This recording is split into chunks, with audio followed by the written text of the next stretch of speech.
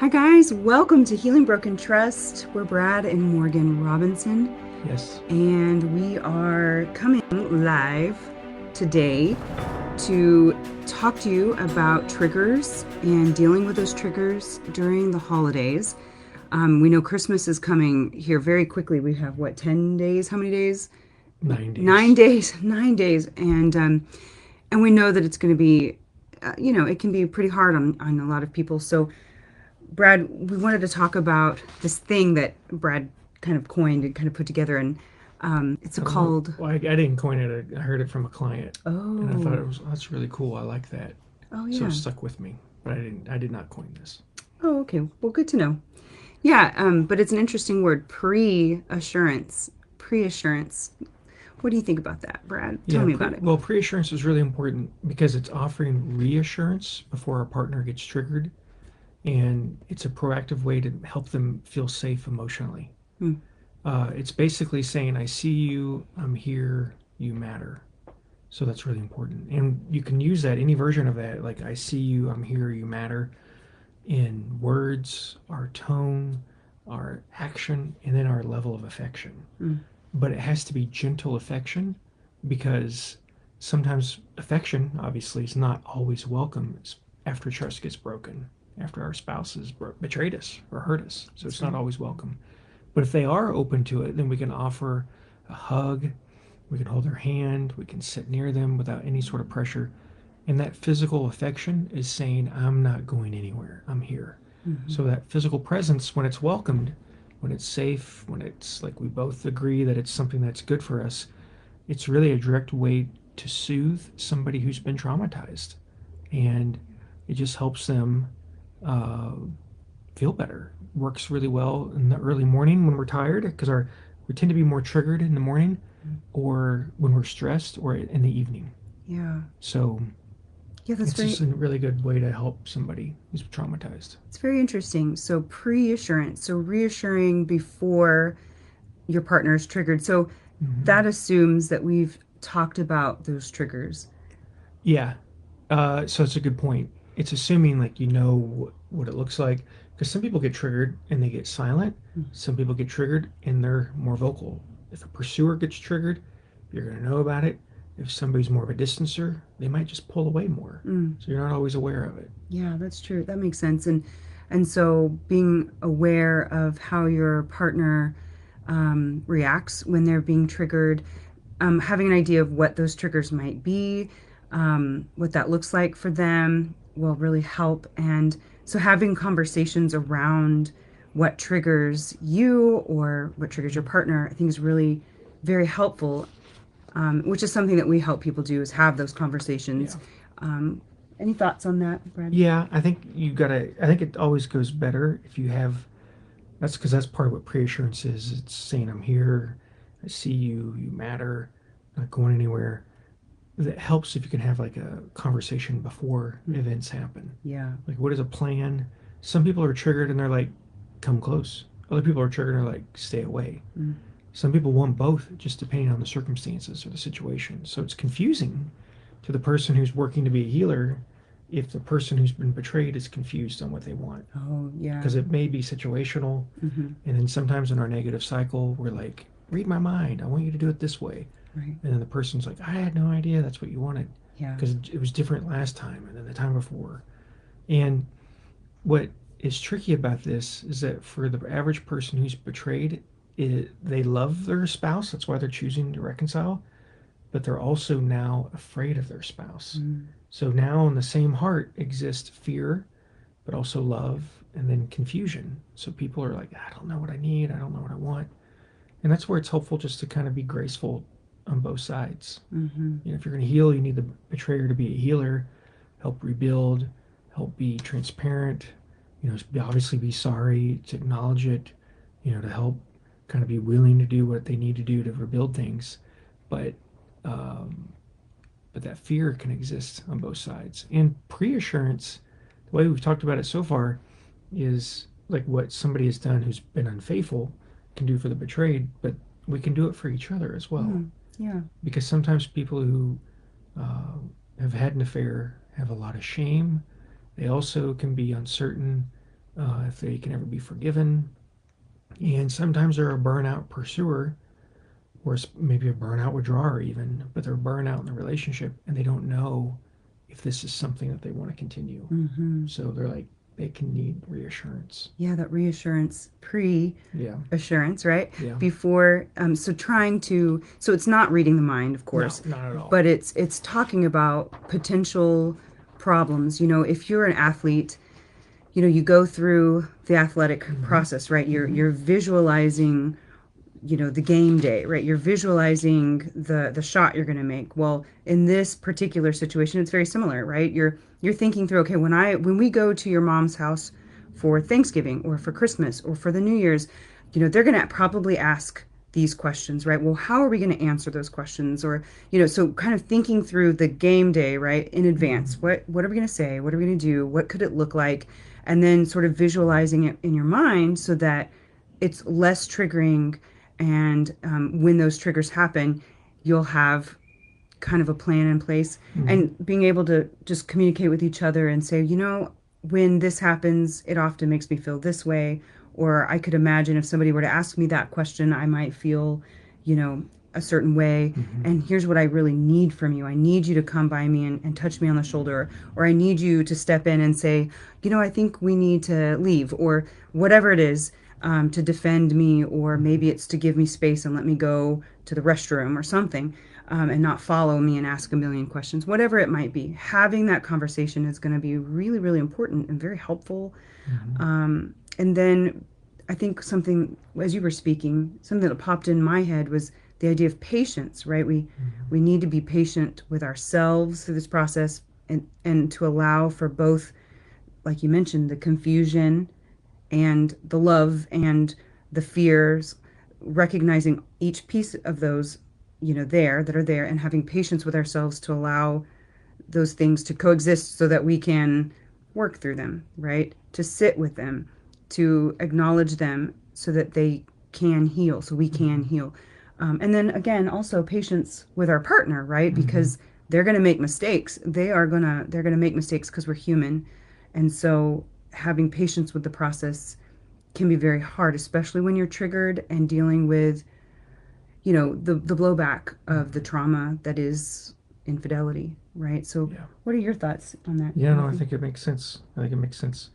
Uh, Morgan, let's get into some Oh, practical ways okay. on how to offer reassurance across different situations that people find themselves triggered in. Okay, sounds good. The first one is during holidays. Obviously, like we just had Thanksgiving, we're about to have Christmas. Yeah, Um, there's other holidays during this season, and those are big events. And right. this also goes along with other situations like anniversaries. Oh, yeah. Like it's really tricky when the anniversary of an affair, when it was going on, when it was discovered, is during the holiday season. Like Mm, these are supposed to be like really family times, like right. Thanksgiving, Christmas, New Year's, and and instead of it being a special time for us, I'm now reminded of how apart we were, or like your affair I discovered on Halloween. So now Mm, every Halloween I think of this. mm-hmm, Those can be really special, but in a bad way, mm-hmm, situations that create a lot of triggers. And so something you can say if you're somebody who's seeking to give pre-assurance, so if you've been maybe unfaithful and you're seeking to give pre-assurance, something you can say is, I know the holidays might stir up hard feelings. I want you to know I'm focused on being emotionally present with you and making sure we create moments that feel safe and meaningful. But I want to do that on your terms for you. yeah. And because when we're doing pre-assurance, we're saying I'm here, you matter, and that is a really good way to kind of communicate I'm here and you matter to me. Yeah, that's right. I think every conversation where you're trying to, discuss something difficult with your partner, there is kind of a formula. It's, you know Mm-hmm. acknowledging their needs, Mm-hmm. acknowledging their hurts, taking responsibility for your part, Mm-hmm. for anything that you contribute or could contribute, Mm-hmm. and then, reassuring them that you're there for them and that you care about them. And then fourth thing would be, you know that you want to help them, you want to heal the relationship, you care about the relationship, and you're there for them essentially back to number three. So there's a good formula there, and we do have um, a few scripts that you can follow on our website for difficult things. One of them being like if you're trying to cut off the affair partner and you don't really know how to do it, or maybe it's been difficult. There's a template letter that you can send to Hmm. them. So maybe I can make a script like for this Sure. um, for the Yeah. holiday season. Yeah, because part of this too is people need to, people get stuck in this. uh, just to really simplify this, they really get stuck in this when they don't feel cared for. Hmm. Like there's obviously going to be like trauma, but people get stuck in this because they don't feel cared for. And what pre-assurance is doing, it's saying, I see you, I'm here, you matter to me. And it's communicating, I'm doing this because you matter to me. That's right.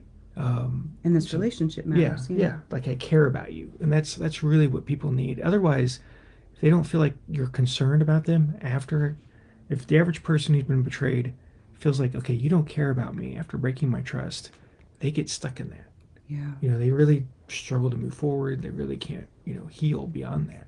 Hmm. Uh, Now, the next situation that you can offer pre-assurance in is that before a social gathering, especially with people who know about the affair, or maybe even who are associated with the past, what you can say if you've been unfaithful is, if anything about tonight feels off or uncomfortable for you, just give me a look or a signal. Mm. I'll be right there with you. Your comfort is my priority. So let me Yeah. say that again.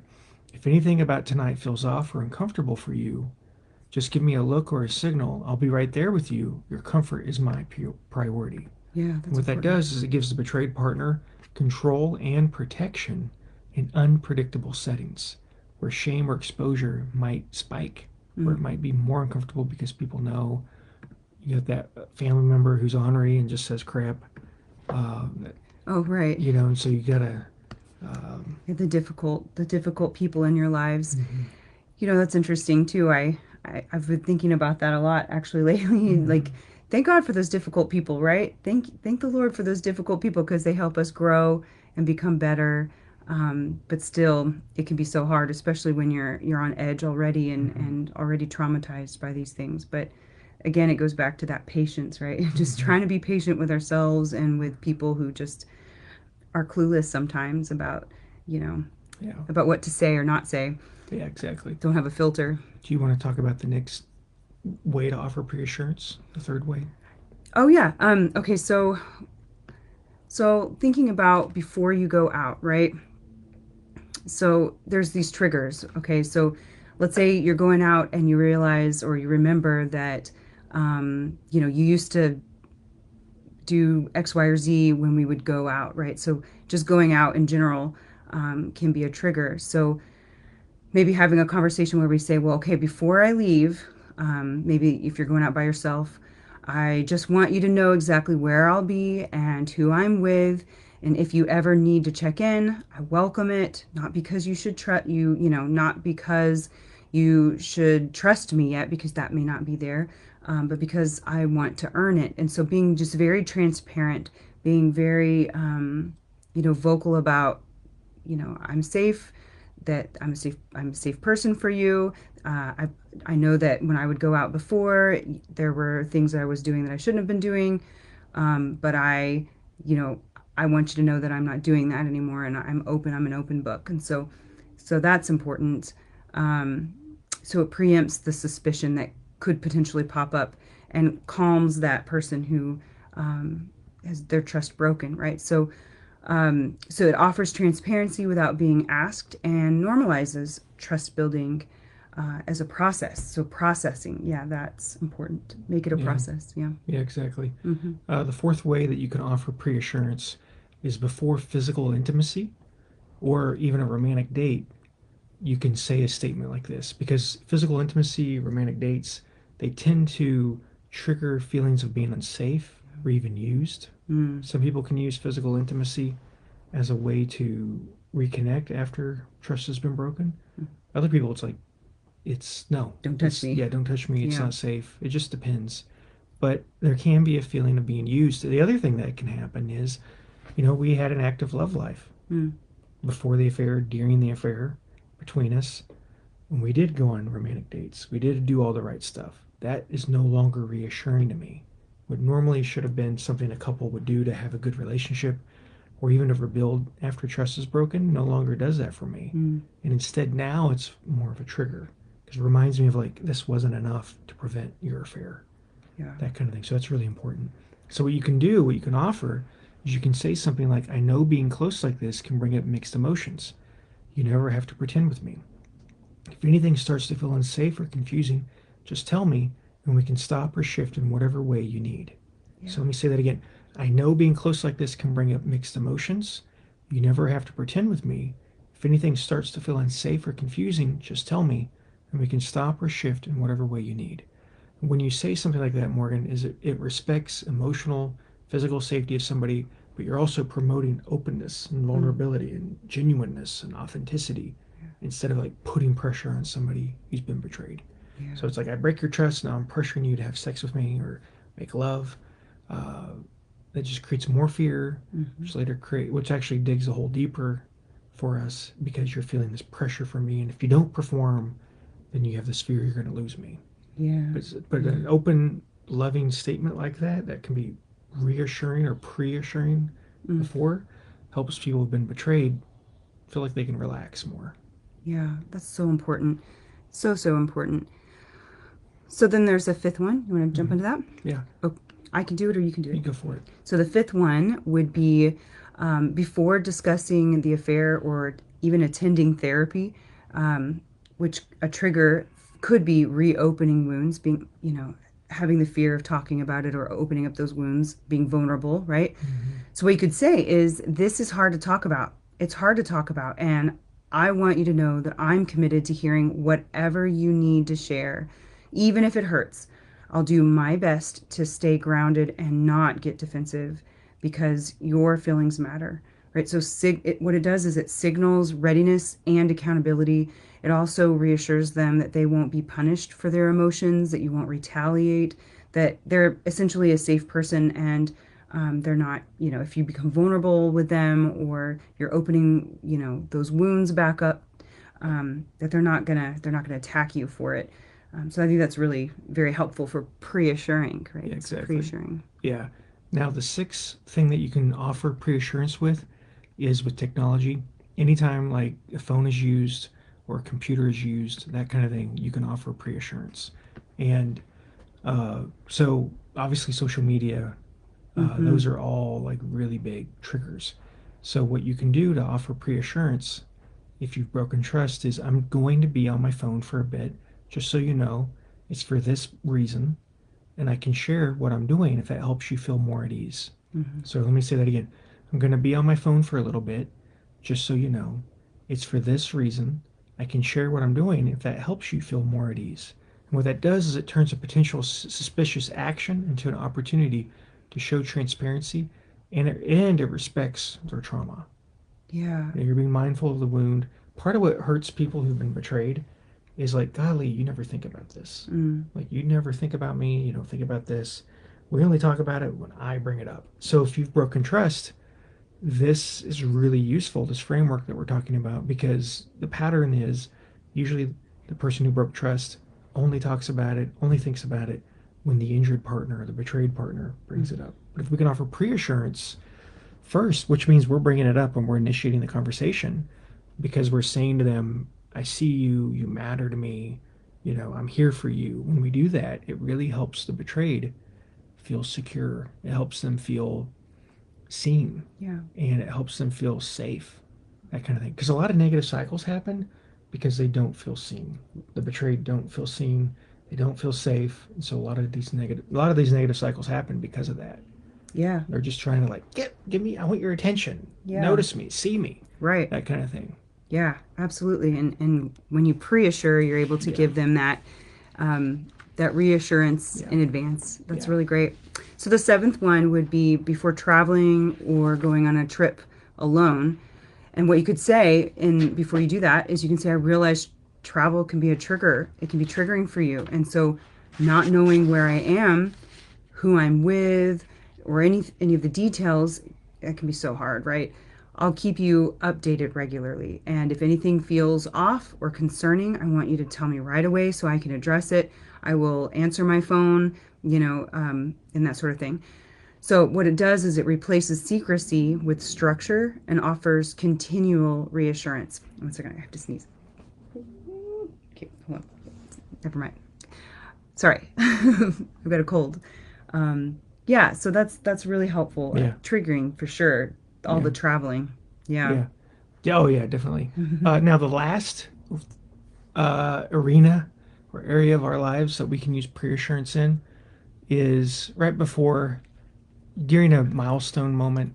It's like it's the first time since kind of Mm-hmm. a moment. Right. It's It's basically naming the elephant in the room mhm. so that we can build trust just by recognition. I'm bringing it up. I'm being present. I'm not avoiding the It's elephant the in the room. first Christmas Oh yeah, since the yeah, affair was discovered, or yeah. it's kind of the first First whatever. anniversary, first Mm-hmm. Valentine's Day. Yeah. Yeah. Uh, first. I mean, it could be other things besides that. Um, What could you but say, do you think? well, what you could say is this is our first event, first holiday. It's the first time we've gone on a date, made love Mm-hmm. since everything happened. I've been thinking about how hard that might be for you. If there's any way I can make today feel easier or even safer for you or even more comforting, please let me know. I want to be here in the way that you need. Yeah. So that basically names the elephant in the room and it builds trust because you're being present and you're not avoiding. Yeah. People who've been betrayed really struggle with avoidance. They Mm-hmm. need their spouse to lean in and be engaged. And so when you say something like this, I'm going to repeat it again. This is our first event, date, holiday, maybe lovemaking since everything happened. I've been thinking about how hard this might be for you. If there's any way I can make today feel easier or safer or more comforting, please let me know. I want to be there in the way that you need me to be. Mm-hmm. And when you give that kind of preassurance, it works because you're anticipating the fear instead of reacting to it. It proves that you're emotionally attuned. Usually, when people have an affair, they're definitely, maybe not always, they don't always act checked out in the marriage. Obviously they are, because you have an affair, you're checked out, you're compartmentalized. But when you offer preassurance, what you're doing is you're choosing the marriage first, choosing your relationship first with your spouse. When you're having an affair, you're choosing that relationship and yourself first. But when you're choosing, Mm-hmm. when you're offering preassurance, you're showing I'm choosing us first. Yeah. And I'm reinvested in the relationship with exactly. you. Yeah. And preassurance works because it anticipates fear instead of reacting to it. It proves that we're emotionally attuned Mm-hmm. and it builds a new track record of reliability. Like it's a new positive cycle Mm-hmm. that we're offering. Yes. Like, at Yeah. our workshops, we talk about like negative cycles. We spend a lot of time on that. And then we also, before we get into that, we talk about positive cycles because if we can have a positive cycle, it helps us get out of the negative cycle Yeah. because you can really only be in one or the other at the same time. And so we Yeah. kind of go deeper into what positive cycles are at our workshop, really try to unpack that. Yeah. And how to exit your negative cycle, but then replace that negative cycle with a new positive cycle. Yeah. Yeah. But preassurance helps us get into that more positive cycle because it's saying, I choose you. Right. I'm being thoughtful. I'm being considerate. You're top of mind. And normally, the average person who strays, unless they're like a burnout pursuer, pursuers are those who like turn to the relationship for comfort and support. The average person who strays has a history of not really doing that. They tend to be fiercely independent.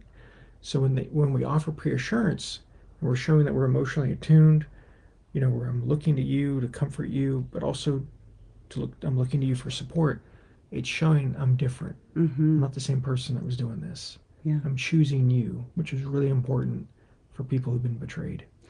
Um, Go ahead, because we're almost done. Oh, I was just going to say, if you have asked a question, I can't see it for some reason. This is the first time we've gone live before. So if you've asked a question, I apologize.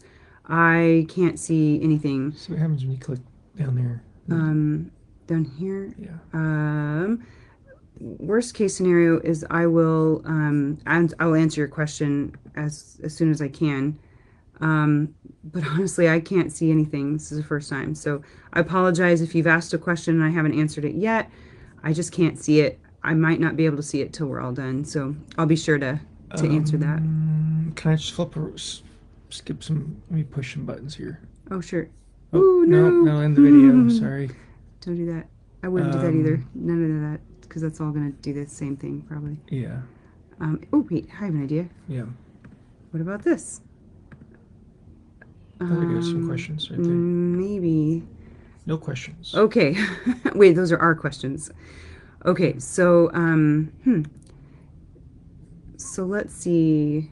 Oh, listen to this. Oh, okay, here's one. Here's one. Okay.